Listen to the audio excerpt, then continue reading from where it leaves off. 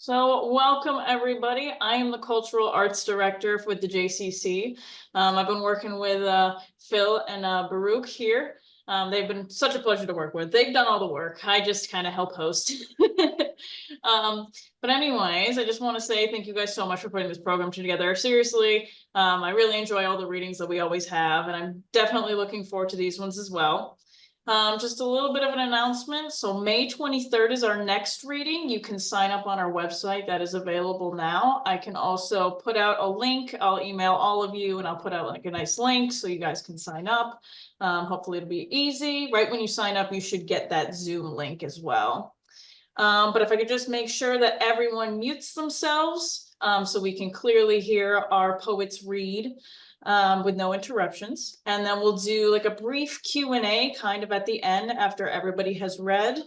But feel free to use the text chat. You can, leave comments or emojis or anything you feel throughout the whole thing. So whenever you guys are ready. Yeah, we like to call that question thing at the end, kind of an after reading kibitz. We like to call that. So it's not too heavy, but if you have any questions or you want to, in any way or any responses, as Erica said, you can put it on the chat.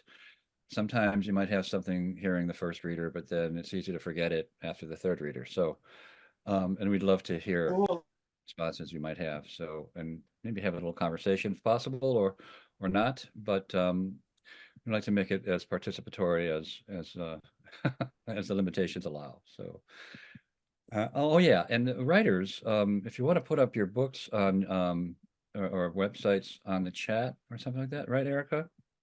I think we forgot to mention that. Sure, yeah.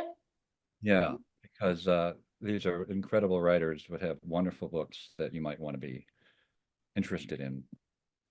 So, Baruch, are you here? Yeah, I'm here. Right. Okay, I want to just welcome all my students from Turo. I'm happy to see such great representation. I'm proud that you all came for a night of poetry. It's going to be a great night. We have 3 wonderful poets for you. Don't forget, though, that you need to check in with me in the chat so that you get credit for coming tonight. All right? Now, it's my honor to introduce our first poet, Jessica Jacobs. Jessica Jacobs' voice has been said to be immediately captivating and remarkably variable. One critic proclaimed, and rightfully so, that Jessica's poetry could save someone's life. Jessica is the author of Unalone, Poems in Conversation with the Book of Genesis, Take Me With You Wherever You're Going, one of Library Journal's best poetry books of the year, winner of the Devil's Kitchen and Goldie Awards, and a finalist for the Brockman Campbell American Fiction and Julie Sook Book Awards. She's also the author of the book Pelvis with Distance, a biography in poems of Georgia O'Keeffe, winner of the New Mexico Book Award in Poetry and finalist for the Lambda Literary Award. She is impressively the founder and executive director of Yetzirah, a hearth for Jewish poetry, the only national literary organization whose mission is to support Jewish poets and Jewish poetry, which is very timely. Without further ado, take it away, Jessica. Thank you so much, Baruch, for that lovely introduction. Thank you, Phil, and thank you, Erica, so much for having us all here tonight. It's a real honor to read with Joanna and Rich, and thank you all for being here. It's nice to see you or see your names, even if you don't have your cameras on. So I'm going to be reading from, it's I think backwards, but Unalone. So these are poems in conversation with the book of Genesis. And I came to Torah very much as an outsider. I read it for the first time in my 30s, and the idea of prayer was a real mystery to me. And part of how I tried to really delve into the text was by learning biblical Hebrew very badly, but still, I made an effort. So I'm going to start with a poem that I was very struck. I mostly taught myself, but I very briefly worked with a teacher who's Israeli, and she had some really fantastic phrases. So I was very struck by one of them and felt like it was a way into maybe understanding Torah and prayer. So this poem is called Prayer Should Be a Tunnel. And I grew up in Central Florida, so there's an amazing amount of like alligators and sea creatures in a book about Torah. So prayer should be a tunnel.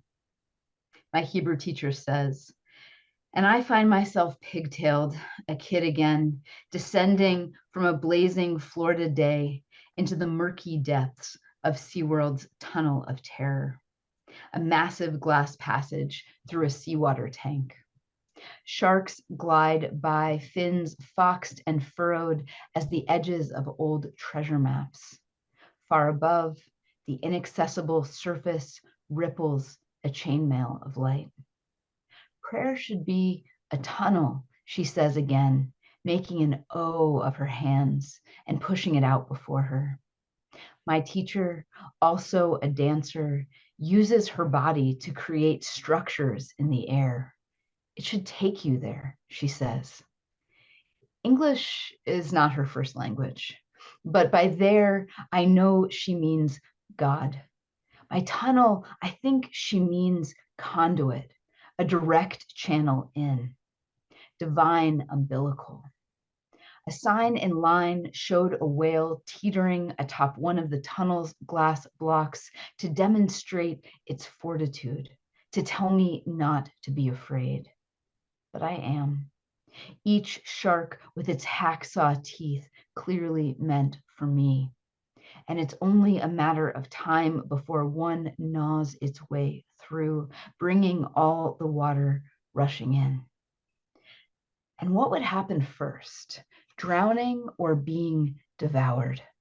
For those like me rooted in terror, a moving sidewalk keeps us in motion, easing us through the eerie underpass, acting just like time, which moves us without the need for us to move, which moves us whether or not we want it to. Prayer should be a tunnel, she says, but what words, what melody would let me make with my body such grand architecture in the air? Let me stand in one place and travel both out and in. Let me sink and not drown. Let me wander unafraid into the open mouth and emerge unscathed and changed.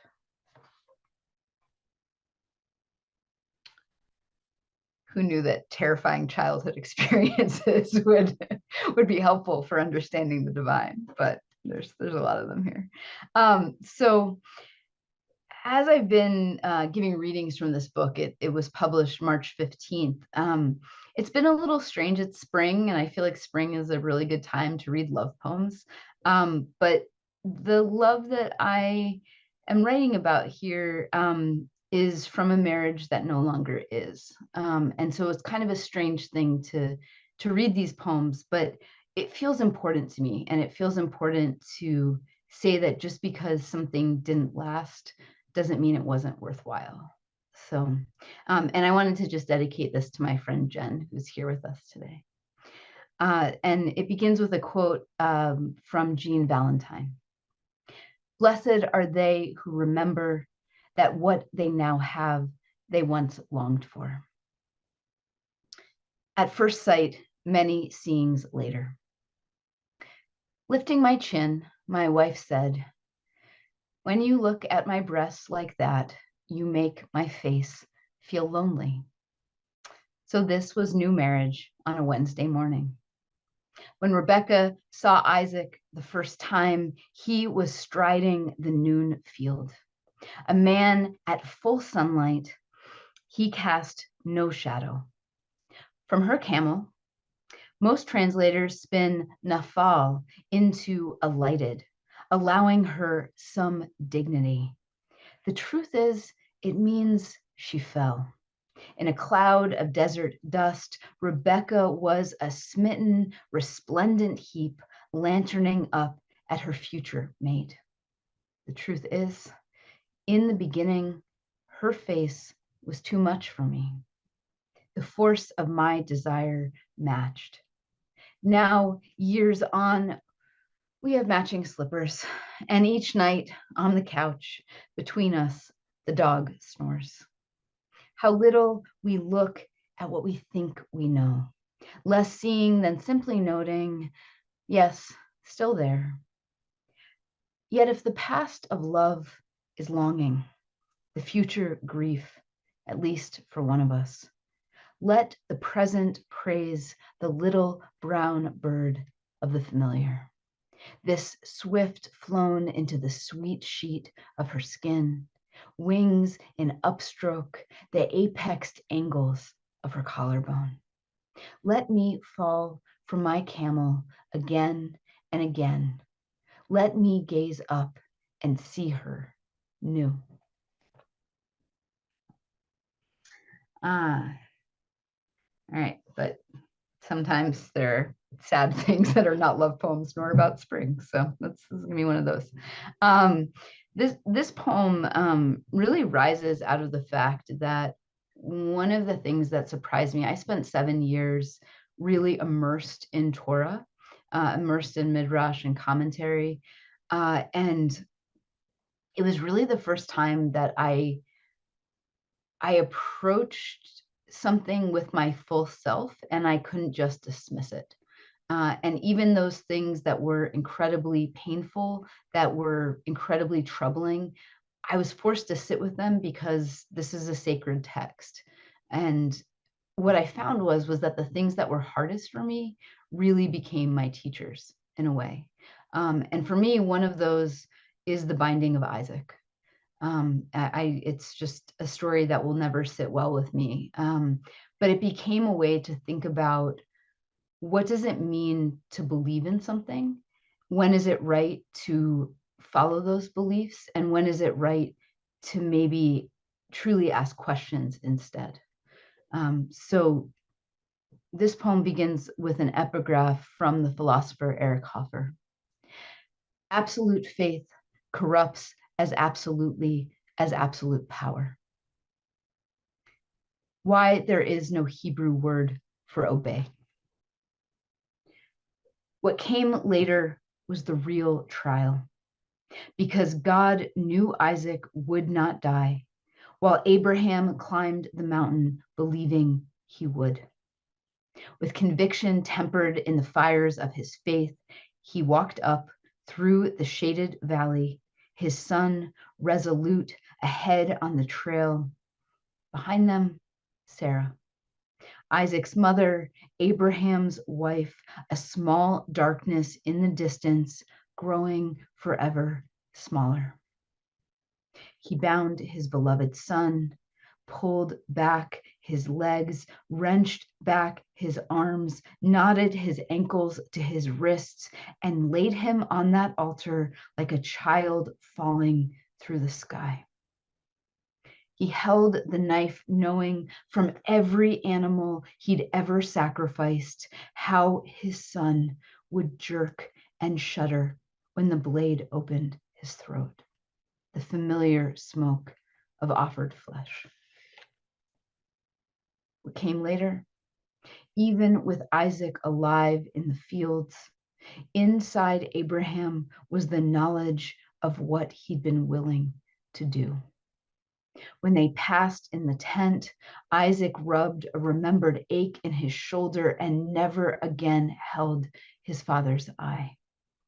Sarah, smelling the imagined ashes on her husband's fingers, the blood in the crease of his throat, turned from him in the night.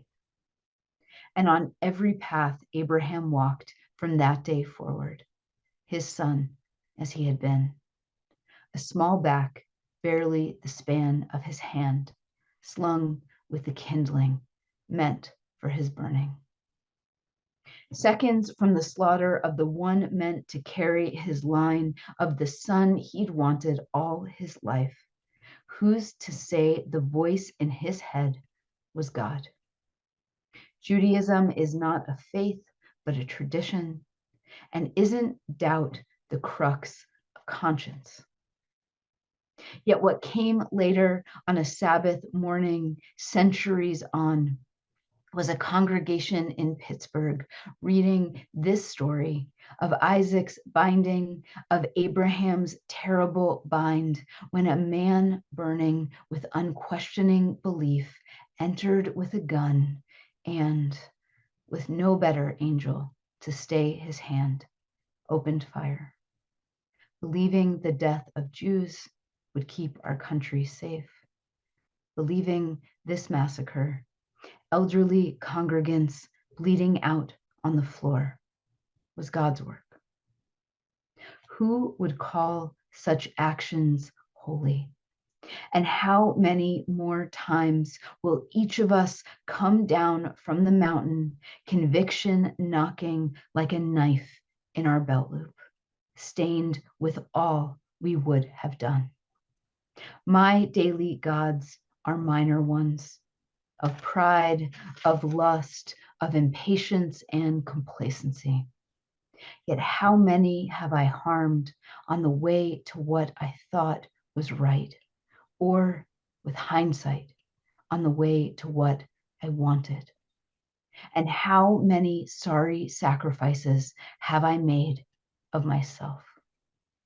What if we turn from certainty and arm ourselves instead with questions?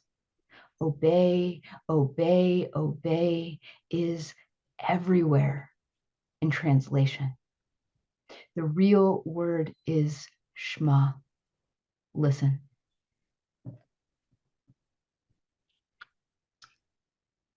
And I am going to end with a Jacob poem. We were we were talking. My name lost its S in some advertisements, which was fantastic. I'm happy to hang out with Jacob. So I felt like this was a good place to end the reading. I was very moved just by the story of Jacob. Was about to go meet his brother, who he hasn't seen for decades, who he horribly betrayed the last time they saw each other. And he's so scared, he breaks his wives, his children, all of his goods into two camps, sends them off into different directions. And then he goes alone and crosses the Jabbok River, and all of a sudden is taken into the arms of a stranger. And the Hebrew is a little bit unclear. Is this God that Jacob is wrestling with? Is it a man? Is it, an angel, right? We don't know. And there's this really beautiful kind of modern interpretation that in, this dark night of the soul, Jacob is really wrestling with himself. And this is how he gets the blessing, and he gets the name Israel, which in some translations can be one who wrestles with God. So, God wrestling. The river has tasted the salt of your skin, has lapped at your calves with its current. The river has swallowed the press of your steps. There is no record of your crossing. The river is between you and everything you call your life.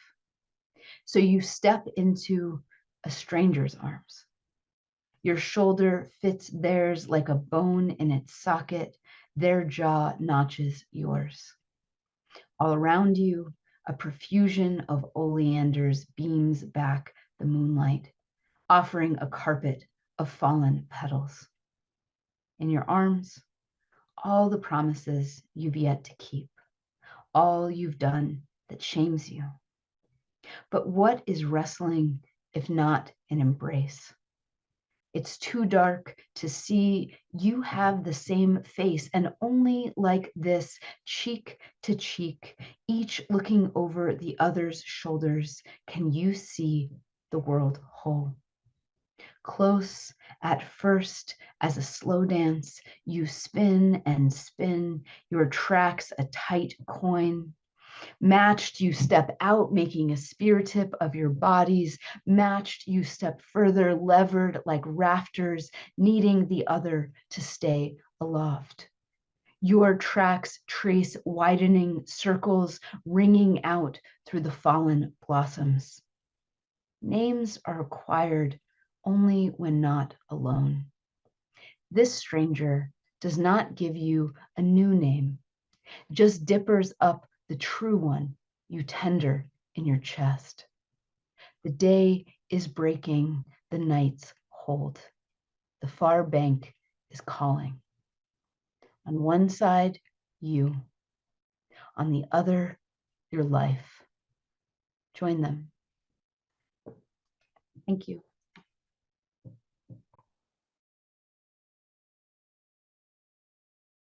Thank you so much, Jessica. That was really wonderful.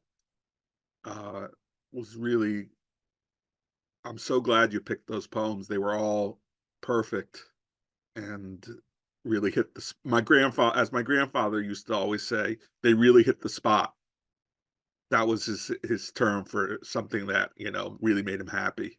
I'm sure other people use that too, but it was his favorite thing to say. Now I have the great pleasure of introducing our next poet, Joanna Fuhrman. Joanna Fuhrman is a witty visionary for our virtual age, said Elena Aquay. Her poems invite you not just to read, but to become immersed in their delightful protean postmodern landscapes. The work is both exotic and mundane, retro and futuristic at the same time, pulsating with surround sound and a panoply of neon fluid, special effects. Her book startles as it entertains. A past winner of the Ken Areth Gensler Award, Joanna's books have indeed been widely praised. She's the author of 7 books of poetry, including Into a New Era and the forthcoming Data Mind. Her poems have appeared in the Pushcart Prize and Best American Poetry Anthology. Joanna is an assistant teaching professor in creative writing at Rutgers University, and I can't wait to hear her read. Thanks so much.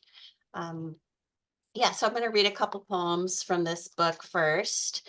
And yeah, I'm going to start with a poem. Well, I should say I'm going to dedicate the whole reading to David Shapiro, who is in the hospital right now and is probably my favorite living poet. And this poem starts with a quote from David Shapiro, though it's sort of David Shapiro quoting Freud. You know, I mean, the Freud is the idea of ordinary unhappiness, which was just a phrase that kept going through my head, thinking of David's line. And David's line is, "Ordinary unhappiness is a long poem." My poem is called Ode to Unhappiness. And as you will see, it was written, during the time of family separation. Ode to Unhappiness. Thank you, ordinary unhappiness, for the beep of the smoke alarm when the battery dies, the cloud of spoiled milk ruining beautiful, bitter coffee. Thank you for the ash-colored grout that will never get clean, for the smell of garbage we are too tired to haul down the stairs. Thank you for the luxury of that sliver of luck, the ability to turn off the cell and the television, to recycle the newspaper with the headline about toddlers in cages. Thank you for the fluke of the far away, for the dream about clear wild deer walking through closed city windows. Thank you for late afternoon boredom, for ripped leggings and unaired sitcom pilots, for songs too remote to be required to hear. Thank you for the rustle of swinging car parts and inside-out violins, for the warmth of your orange cat-like body, snuggling quietly between us. The ghost mouse of a future weirder sadness, wriggling slowly in your closed jaw. So I'll just read one more poem from this book and then some newer poems. This is also sort of on the idea of happiness and sadness. It's called, Why Can't Middle Age Be Like Childhood, but with sex, liquor, and hipper boots? Some days, all I need to be happy is a Subway seat and a Diet Dr. Pepper. Other days, I'm waiting for the fog to spell out my name. It never happens. I want to believe in the green spaces between my emotions, that mythical quietness where baby ducks waddle and hide cloud babies under their wings. But then anger shows up again, dressed like an old-fashioned nun from a comic book, carrying a yapping chihuahua in her black patent handbag. She wants to punch the sunset, wants the moonlight to whiten her teeth, but all the groaning in her bones gets in the way. Why can't middle age be like that TV show where the ending comes at the beginning?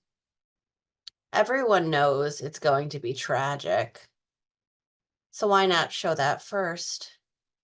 Then we can focus on the love story, the center of the desk drawer's wrapped truffle, the bodega kitten's upstretched off-white neck.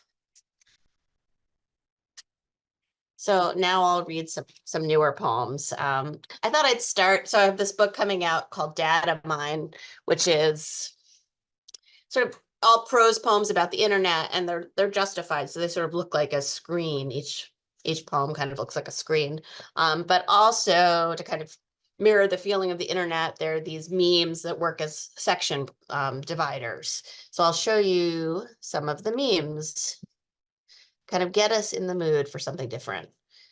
So this is one of them, and the words in the memes are lines from the poems, or they're variations on lines from the poem. So this one it's still a language if no one understands it.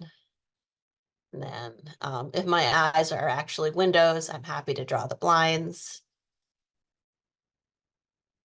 And then this one is liquid is always both tenor and vehicle. This one is the future leaks into the past. You get the idea. Okay, so I will read some of these. Okay, so the algorithm ate my lunch. I wanted everyone to feel my teeth. Oh, sorry, I must start again. The algorithm ate my lunch. I wanted everyone to feel the way my teeth vibrated. But when I posted my glow-in-the-dark selfie, only the closet mermaids noticed. I didn't blame anyone. I knew the oceans were walking heavy-footed on the land. It was one of those afternoons where I was sure that God was the series of tubes connecting my brain to the torso of a deer. Was it possible that the self was larger than the country that birthed it? Could a mouth open large enough to accommodate the girth of a bloated nation's whale? I hung a sign that read hope on the taxidermied body of an owl and waited for applause. Children gathered around to worship, sticking microchips and slivers of sunlight in its missing, blinking eye. Okay, another one. These 6 emojis explain your life right now. I know how to wrap myself in other people's mishigas. All morning, I read about the woman from Louisiana who can't stop her son from hiding under the bed. A man in South Korea learning to fish in a hotel bathtub. A child across town who swallowed a whole marshmallow shaped like the Guggenheim. I take screenshots of these strangers' problems and blend them into a banana kale smoothie. drink it from a wine glass with my ass deeply sunk in a silk pillow. Afterwards, my body is a pink cloud with winged sneakers. I hover above the data, rain down gossip on other people's pain. This is a kind of freedom, but also what? A kind of tragic happiness like that cowboy who thinks he can lasso transcendence and tie it to his belt buckle? Or like that photo of the lake on fire your student posted as their grinder pic, or at least claimed he did. Like everything else, you'll never actually know. Another one. Yeah, this is called How It Started, How It's Going. Sort of riffing on that, whatever. I don't know if that's a meme exactly, but okay. How It Started, How It's Going. I was reading a blog, trying to find a recipe for lentil stew. But the story about the writer's stepdaughter's missing slipper went on for so long that by the time I arrived at the ingredient list, the building our apartment is in had been sold and resold and sold again. And even worse, our kitchen had been replaced with a digital oven that turned all ingredients into different flavors of miniature muffins. Tofu piccata muffins, charcoal fondue muffins, hillbilly elegy muffins, death metal NFT muffins, raspberry nepo baby marble dildo muffins. One day, I threw a muffin at the moon, and to my surprise, the moon threw a muffin back. I told everyone in my activist Slack feed that this was a new kind of radical action made more potent by its engagement in celestial intersectionality. Soon, we were a whole movement of revolutionary bakers, a federation of militant muffin throwers designed to augment anti-capitalist baking with celestial praxis. Who could have known the muffins had other plans? So I'll just read one more from this. This is the last poem in the book. It's called Data Mind, and there's a few poems called Data Mind, but Data Mind. The joke that replaced our democracy kept waiting for the laugh track to return. I tried to recalibrate my response, tried to say, no, thank you, without turning off the lights. What misery was left, I swept up, hid away in a cracked jar. I cried out, please bring me your cheese fries, longing to be free. I tried again. I chanted now. I called out when. All the clocks in the underground supermarket struck the same mistake twice. The clown shoes grew a city on their nose. The locks picked themselves. The radio swallowed the television, which swallowed an old hunk of cheese. What I thought was my childhood wore a Groucho Marx mustache on her chest. The joke tap danced on the wall tap danced on the joke. I clapped my hands together as hard as I could, but I couldn't make anything stop. Okay, so I'm going to read a few newer poems. So I have a manuscript I'm working on now, which is called The Last Phone Booth. This is one of the title poems. I have a bunch of poems with similar titles. The Last Phone Booth. The last phone booth on the planet smells of fish sticks and lavender bug spray. Some days I discover it inside my closet, behind the silk pants I inherited from my mother. Other days it's at the back of the work fridge. Once the phone booth appeared in our bed, perfectly lodged in the space between my husband and me. We both entered the dark interior, and when we left, I finally understood why my husband was afraid of grackles. And he finally understood why I never wanted kids. There are rumors of the phone booth driving a red convertible along beachside highways or hovering in the line for newly released stilettos. Some say you can get the phone booth to appear if you put $1 in the skee ball machine at Bez's, and that if you glimpse your reflection in the glass, you've spent too long meditating. I've heard of a rabbi who tried to use the phone booth to host bar mitzvahs.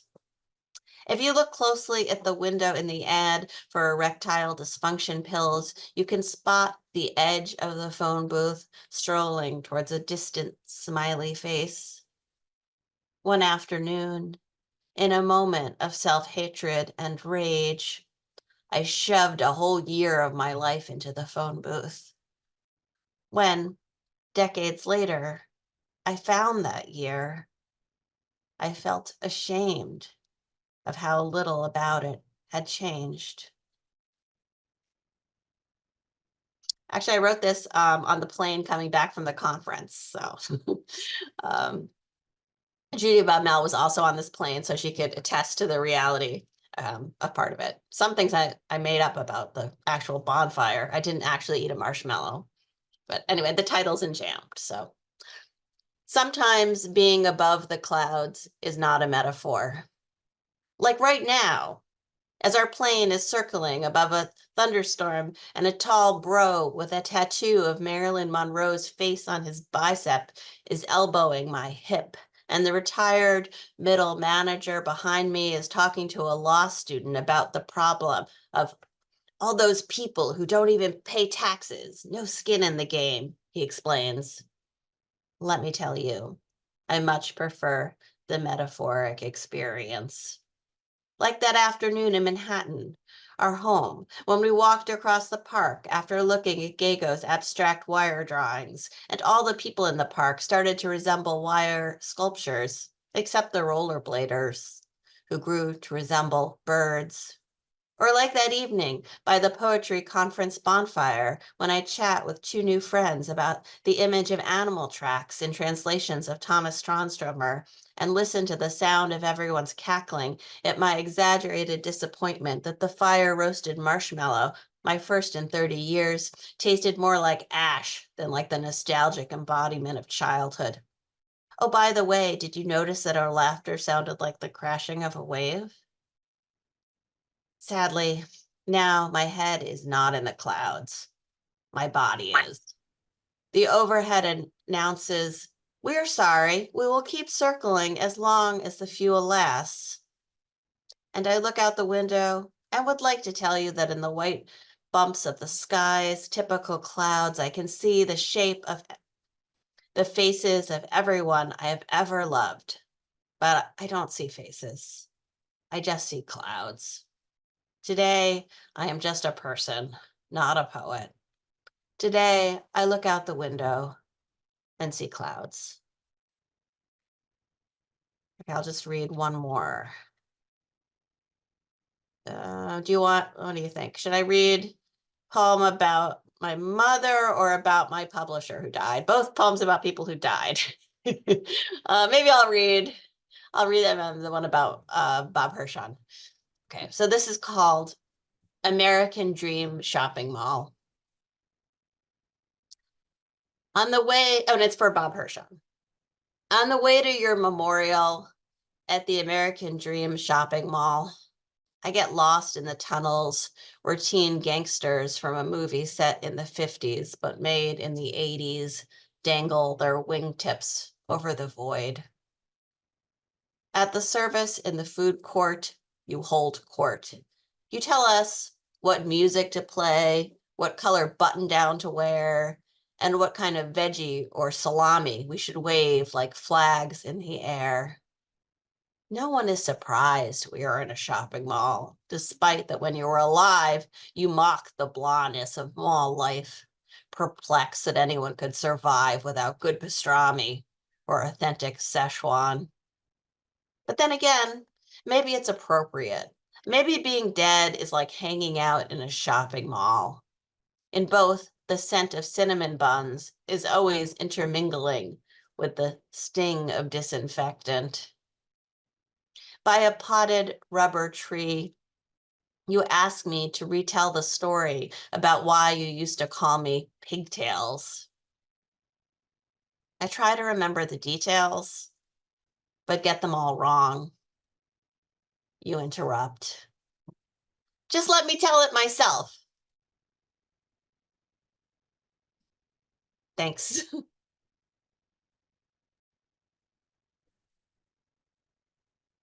Thank you, Joanna. Do you want to read the poem about your mother?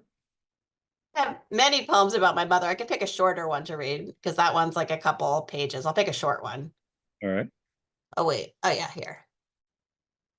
Um,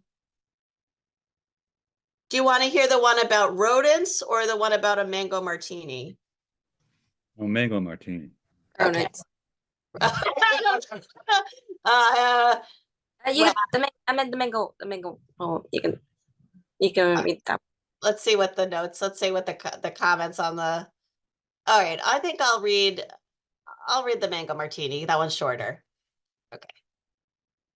If my mother returns from the dead, I will pour her a mango martini. The orange hue of that evening's sunset. Ask her to toast this wacky life of mine, to look past my rhinestone-studded glasses and into my eyes. If she looks tired, I will cut the swan-shaped clouds from around her neck, watch them float away from us, like the first red afternoon after a month of rain. If she asks how I'm doing, I will show off the view from the window, point out the flickers of light falling on the leaves of the flowering dogwoods. I hope she will notice how solidly I sleep now on a mattress I bought with money I earned from a job I didn't think I'd ever get. Together, we will go window shopping, admire kinetic pendants and watery scarves hovering through the breeze waves of summer afternoons. We'll buy matching fragments of empty sky. I know that if she returns, it's only for a visit, so I'll treat her like a tourist. We'll admire the ass of her favorite baboon at the zoo, snap pictures of ourselves in the future. Me as a version of her as a version of the person she was never quite able to be. Before she leaves, we'll drink coffee in a cafe where the pattern of the foam mirrors the weather. We'll say goodbye in a park gazebo built just for the hour we're there. Thanks. Thank you. I think that these two readers are perfect representatives of the incredibly wide range of Jewish poetry out there. We go from Abraham and Isaac and Jacob to raspberry dildo muffins. Can you get any? I'm going to see if we can get those up at the deli here. Wonderful, wonderful. Thank you both. Boy, Richard, you really got a some tough acts here to follow, but we'll see how you do. It's a challenge. And I think let's see if you're up to it. Richard Michelson is the author of many poetry collections, including most recently if you could hear me, can you hear me? Sleeping as Fast as I Can, More Money Than God, Battles and Lullabies, Tap Dancing for the Relatives, my favorite title. Are a few. He's the winner of many, too many to name here, but let's just say he's an incredibly honored and well-deserved honored poet with a National Book Award for 3, I believe, for children's books, but as well as the poetry books that he writes. So I don't know how he does that both so incredibly well. It's appeared in, of course, many journals and anthologies as far as his poetry is concerned. He wrote a libretto for an off-Broadway musical. His children's book has been listed among the 10 best books of the year by the New York Times, Publishers Weekly, and the New Yorker. So, and he was born in East New York, Brooklyn. How about that? Some of the most respected poets have said some incredible things about his work, such as Alicia Allstriker saying, a high-spirited romp with language and tough spiritual struggle with suffering. She finished the book she was reading of his and turned right around and started over. So a better higher compliment than that. For me, there are countless things to love about Richard's poetry, but I only have time to list a few. I love how he can weave his language in multi-directions, the way he can cover so much ground while at the same time making perfect sense, poetry sense. How, for example, in one stanza of his poem In Praise of Disorder, he can move from rabbis protesting Trump's ban on Muslim immigration to the police who attempt to control the crowd, to passengers stuck in gridlock, and how he zeroes in on a single woman who's got her own service, who's late for spin class and has to call the dog walker, and all in one sentence in about 5 lines. I don't know how he does it, but it's amazing. His linguistic swirl can capture an organized chaos from and I love how his wide reach can penetrate with steady attention, merging vast Judaic history with the here and now, the angels and the white nationalists, the historical and the personal. I'll admit I'm envious of the way his poems absorb the news of God and the angels with the news of our current moment, mixing wisdom with street sense. In one of his poems, he asks the perennial question, is it good for the Jews? Without question, his poetry is not only good for the Jews, but for all humans. And I love the epigraph of his recent book, Sleeping as Short as I Can, which quotes the Yiddish saying, sleep fast, we need the pillows. We're happy he does sleep as fast as he can. We need his poetry. Here's Richard Meadows. Well, thank you so much, Phil, and thank you. What a pleasure. Joanna, that was amazing. I wasn't that familiar with your poetry, and I am going to read everything I can. It was both funny, moving, startling, and what a pleasure to be reading with Jessica Jacobs. It's with an S at the end. I've probably heard Jessica read, I think 3 or 4 times even over the last 6 weeks. And I could listen to some of these poems every day and get something more out of it each time. It's just absolutely wonderful. So I'm going to read primarily from my latest collection, Sleeping as Fast as I Can. It's not necessarily my funniest or most optimistic. Most of it was written during the Trump years and the anti-Semitism he encouraged. My mother at the same time was descending into dementia and dying. Gun violence was exploding around the country. And here's the weird thing. I actually worried while I was writing this book that by the time it came out, it might seem dated. I mean, talk about Jewish optimism. And here we are. And again, I always remember, that's the Jewish joke. What's the difference between a Jewish optimist and a Jewish pessimist? A Jewish pessimist says things can't get any worse, and a Jewish optimist says, yes, they can. So I'm going to be an optimist here. In fact, when we have times like we have now, I think what gets me through it is a real sense of Jewish history, because we think we're in unprecedented times, but we've been in unprecedented times before. We're still here. We're still writing poetry. We're still coming together, which is why I love so much these readings that Phil and Baruch have put together, why I'm so excited about Yetzirah and bringing Jewish poets together. We need that. That's what keeps us together. It's why we need a minyan. When we pray, we need neighborhoods, we need family. So let me read a few poems from my new book. Most of it is written in forms. And I don't think I need to go through all the forms necessarily. Most of you will know them or you'll pick them up as I read. I was the only Jew in my school. I was the only white kid in my school. My father, unfortunately, was a victim of gun violence.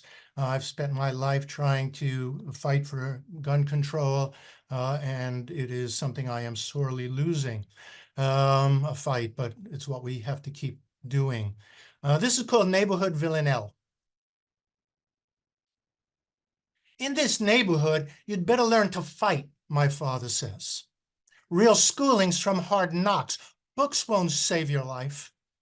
He knows I'd rather write and read. I don't talk back.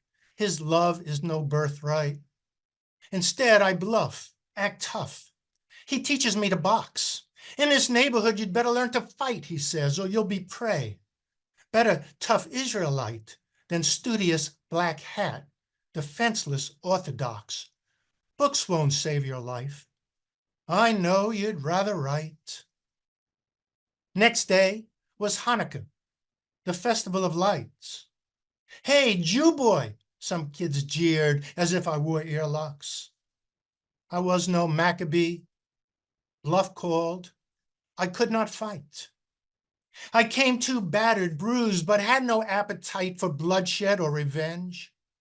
Instead, I walked for blocks, prayed books would save my life.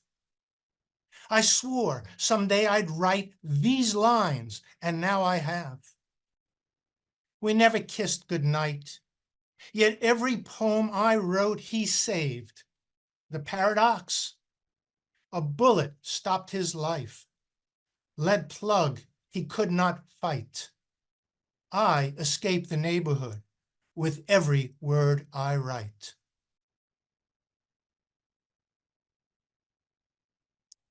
I'm going to read a poem because I have heard Jessica read her poem about Abraham and Isaac, which I think is really one of the great poems that I have heard. And I am also a bit over-absorbed with Abraham and Isaac. And this poem is called Angels with Guns Guarding the Gates of Heaven. And it starts with an epigraph. The only thing that stops a bad guy with a gun is a good guy with a gun. National Rifle Association CEO Wayne LaPierre. The angel staying the dagger-raised arm of Abraham was one of the good guys. But studying again Isaac's binding, painted after Rembrandt, aged 29, suffered his firstborn son's death, I find no weapon hidden beneath the wings of God's blue-cloaked go-between. And what to make of Jacob wrestling hand-to-hand combat with his better nature? Faith was all they had in common. Even Reuben's Lucifer-led rebels in their fallen orgy of luscious flesh had only their foolish Flemish selves to censure. So when the president's election committee dubbed as angels those who had lost loved ones to violence by illegal South American refugees, I wondered which side of the border wall between heaven and hell was left to climb. I was in La Paz, Bolivia, when I came upon the master of Calamarca's Archangel Aciel with rifle, which I learned from the Department of Tourism spawned a convention of gun-toting deities throughout the Andes, Christ's army protecting the faithful. The missionary and fourth Catholicism banned the practice of pre-Hispanic religions, and the indigenous Inca thought Spanish firepower supernatural. My grandmother didn't live to see her youngest son, my father, murdered in a Brooklyn gutter by a fifth-generation drug-addicted, unemployed house painter whose ancestors were dragged here like devils in chains. If there were armed guards inside the temple, the president said after his white nationalist supporter slaughtered 11 in Pittsburgh, they would have been able to stop him. Today, I enter the unlocked door of my Amherst synagogue, once the church where Emily Dickinson also attempted to pray. The light pours through the sanctuary's stained glass windows, and squinting, I can see shadows positing a loaded gun in the poet's hand. We are all Father Abraham, and also Isaac the son, she explains. And I confess how once I too believed that a guardian angel walked before each of us, unarmed and chanting, "Make way for the image of the Lord.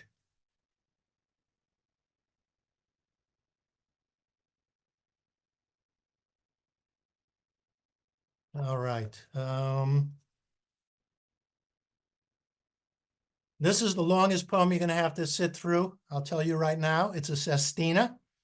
I think most of you know what a sestina is.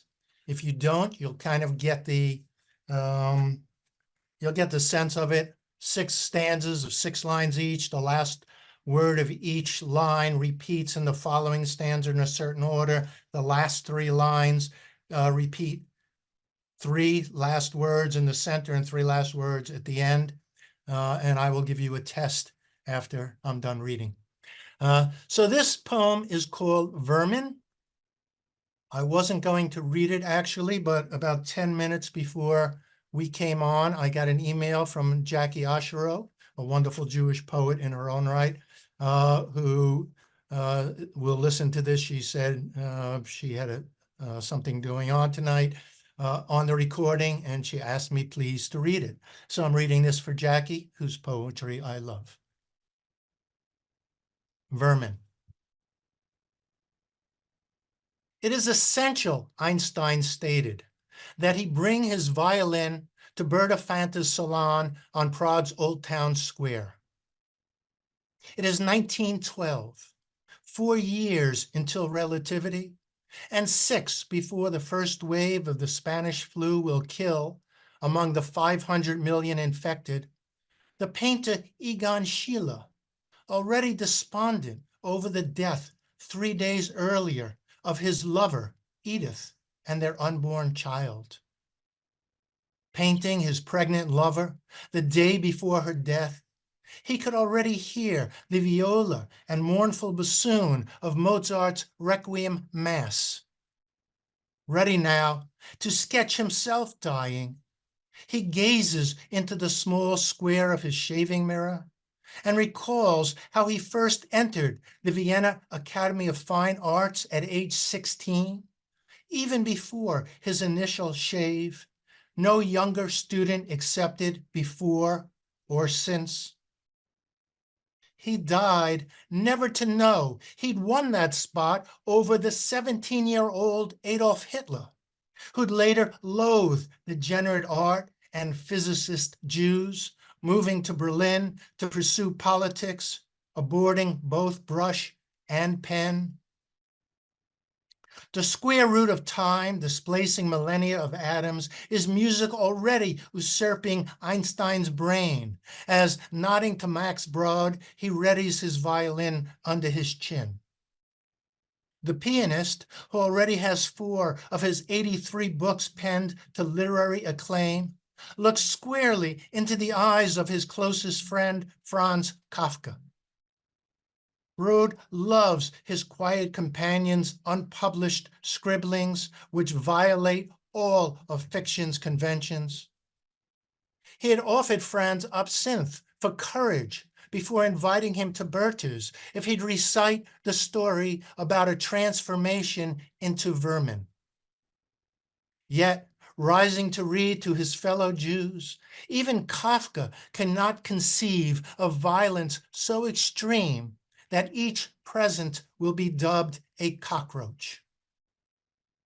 For now, though, let's leave these imaginative culture lovers in paradise, and in a Kafkian absurdity of E equals MC squared, time travel to British Columbia, where we'll reappear squarely inside a brothel owned by Bavarian-born Friedrich Trump. Theoretically viable, we can locate the villain who, full of self-love, emigrated at 16 to avoid the military draft. He has already planned a move to Queens, where he'll die 5 months before Schiele of the same deadly flu, his atoms still infecting us via his grandson's love of Hitlerian speech. Even Kafka cannot square anti-alien taunts with Melania's Einstein visa violation. I pray thee, Lord, a fevered Mozart pleads. Forgive me, forget me, I am done for.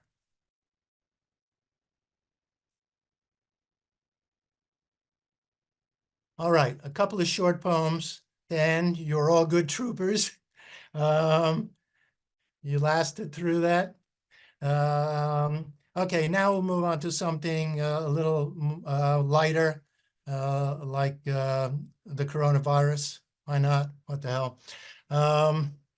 Baruch posted this poem, so I'll assume he liked it, so I'm going to read it. It's called Bless You. It's a sonnet, and it starts with a epigraph, which is, since sneezing was the first sign of falling ill with the plague, Pope Gregory ordered prayer for divine intercession. And that, in fact, folks, is why you say Gesundheit or God bless you when someone sneezes, because of the Black Plague way back when. Bless you. Gesundheit, Great Aunt Frida calls out, each sneeze another occasion for my soul to abandon my body. I hurry my index finger under my nose horizontally, blocking both nostrils as tutored, so evil can't seize and inhale to fill the void.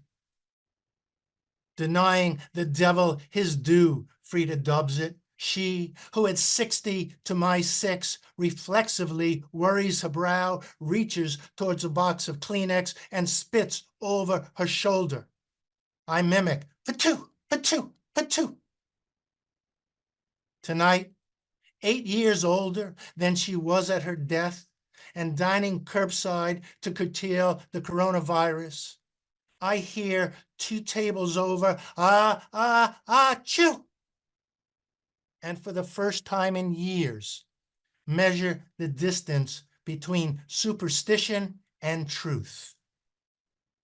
Around me, panic, as mid-forkful, everyone freezes. May God keep us upwind from all airborne diseases.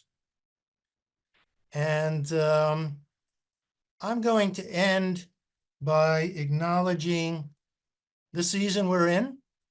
I am skipping over a whole section in this book about my mother's dementia and death. So you'll have to get the book if you're dealing with things like that, as many of us are these days. But it's Passover coming up, and I wrote my own prayers for Passover instead of following what the Haggadah does. I wrote a prayer, which is a section of the book here, for each step of the Passover Seder. I will read, they're short. I will read, let's see, I'll read 2 of them. One of them is, as usual, unfortunately, again, way too of the moment. Prayer before the dipping of the herbs. Let us dip the fresh herbs and spring vegetables into the cups full with the tears of our mothers, who dipped their own greens into the cupped hands that held their mother's tears. We can track the mothers back to their place of origin, the spring from which the stream arose to nourish the arid landscape I see out the window of the house where we gather every spring to celebrate our freedom. But there, sneaking off to attack, for they always attack in spring before the heat of summer, go the generals, their imaginations corrupted by survival or power, like stories stored in an old computer file we can no longer access. So let the children push back their chairs from the table and grow to misremember the bang of explosions as the sound of the angel of reparations wrestling with the angel of peace. Let the winter's wings sprout new growth until, too heavy to fly, they take root, become shade trees, each leaf an unanswered question. And I think I'm going to end there instead. So thank you very much. It's been an honor to read to you, to read with you. I thank you to Jessica and Joanna for joining me tonight. I thank you to Philip and Baruch for inviting us and for having this series, and blessings to everyone, and wishing you a wonderful Pesach. All right. Thank you so much. Wow. How Baruch, what do you think? I think we lucked out, but you know what? Every time we have a reading, I feel like we lucked out. We seem to really get great poets at their best. We're pretty good, Um, aren't we? what? We're pretty good at choosing these people, aren't we? I think Good taste. somehow mystically they choose us. Oh yeah, that's it. That's it. Oh, what a sweetheart. Yeah. Wonderful reaching out of poetic sensibilities and subjects and tones and forms and references and connections, and I learned so much and just get so moved by in so many different ways, and I hear poems I hadn't heard before, that make me, as Richard said, want to grab these books as well and read more. So there's also familiar and unfamiliar at the same time. So anybody have any kind of question or comment or anything you want to add to the proceedings? I just posted the links to the poets' websites again. So I really want to encourage everyone to go to those websites and check out their books that are available, because your exposure to their work doesn't have to end now. It's another great experience to read on your own and to really get into all their words that they have written in their books. I know that's what I plan to do, and I encourage my students who are here tonight. Thank you for coming, and it's so nice to see all of you. So nice to see everyone. And me and Phil would love to hear anyone's comments, any responses that you have. It's just an open forum. You don't have to have questions. You can have praise. You can ask Joanna to send you a muffin. I don't know if she's up for that, but you can always try. Not too edible. Oh, all right.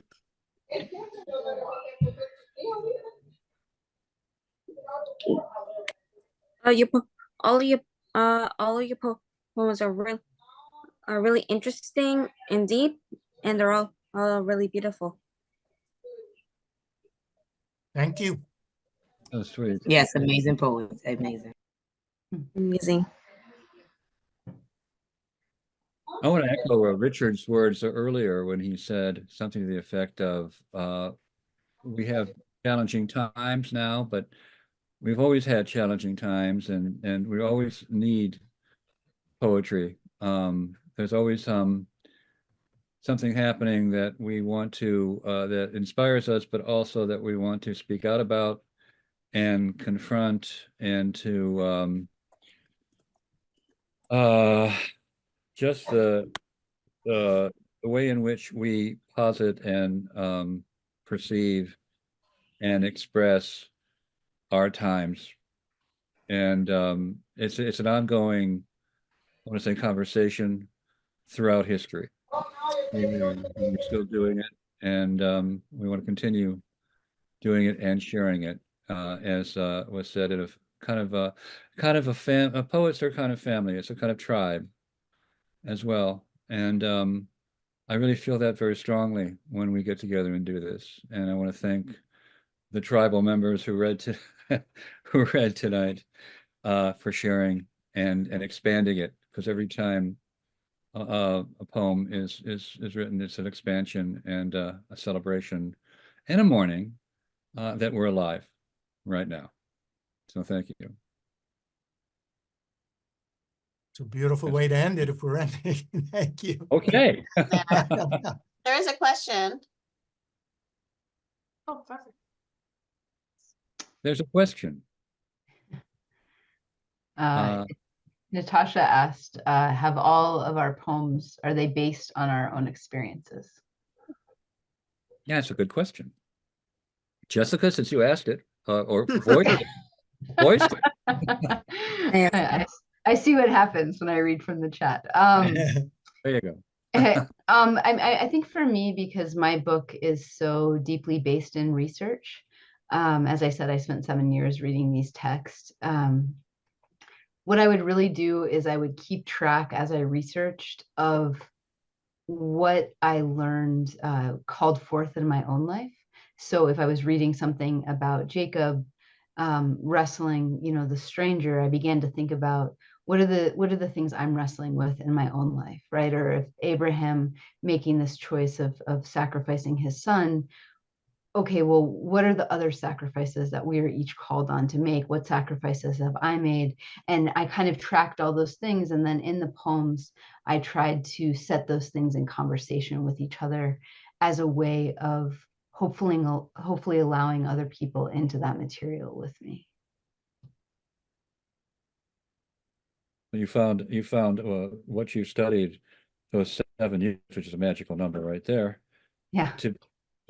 You absorbed it into your own contemporary life, so it's eternal in that sense. It's still alive. Yeah, Even yeah, though- and I mean, I think that's the thing, right? That's how these texts continue to live, is we are constantly reading ourselves and the world into them as they continue to reflect that back to us. It's not just ancient history.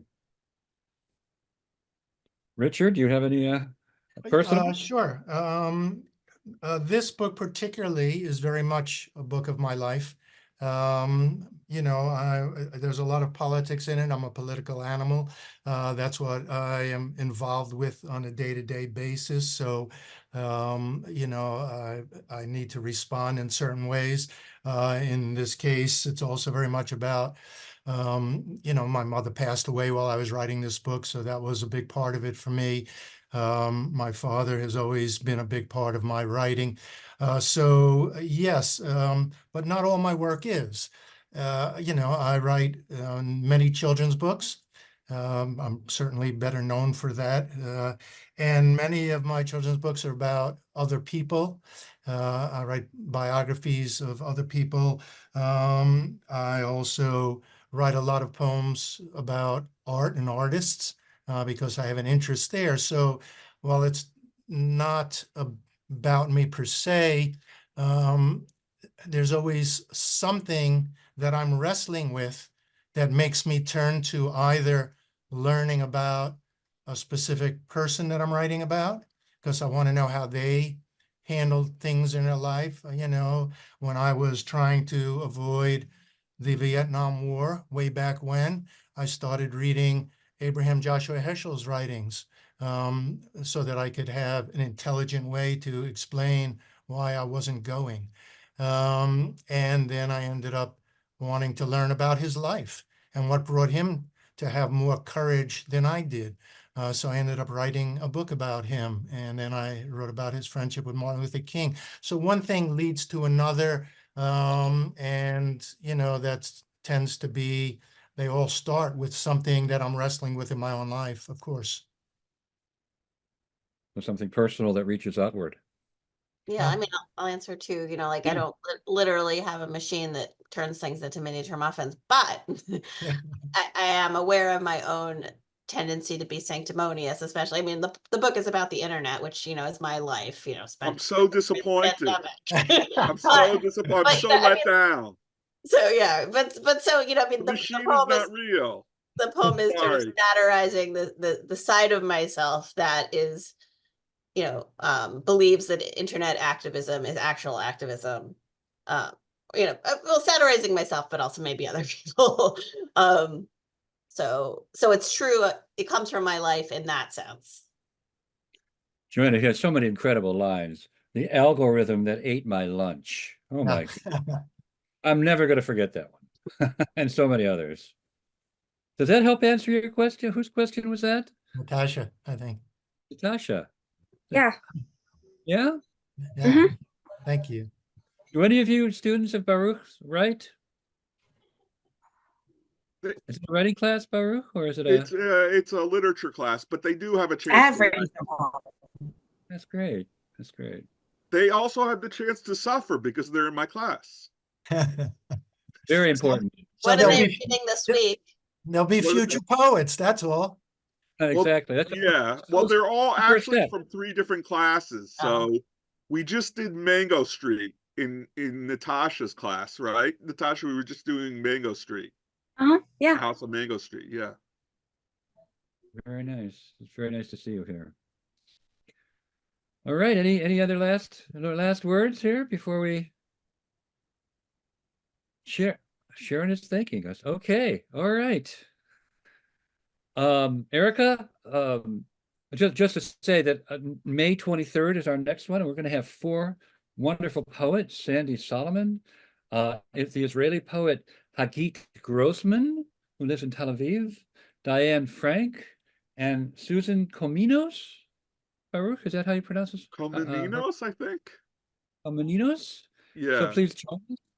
And It's not Erica? Cummings. No, it's not. Well, not only misspelled her name, but we just changed it completely. I know. So, Erica, this is going to be on YouTube sometime. This event. Yep. So I'm gonna give it to our communications guy, Jim, again, and he's gonna post it on YouTube for us. And then I'll send out an email with the link, hopefully by tomorrow. I think he's in tomorrow, so. Yeah, should you be guys up. are so quick. Thank you. Thank you, Thank you. Erica, for keeping us on track here. You guys, Thank you you all don't so need me. You much. guys are amazing. We wouldn't be here without Erica, I can Yeah, tell you. Philip and Baruch have absolutely no idea how to keep people on track. Thank you for doing it. Oh, goodness, that's What- not true at all, but. What a third co-director, we're going to ask you, Richard. Thank All you right. all. Thank you all Thank so you. Good much. everyone. Good night Thank to you, our everybody. students. Night. You take Bye-bye. care. Night.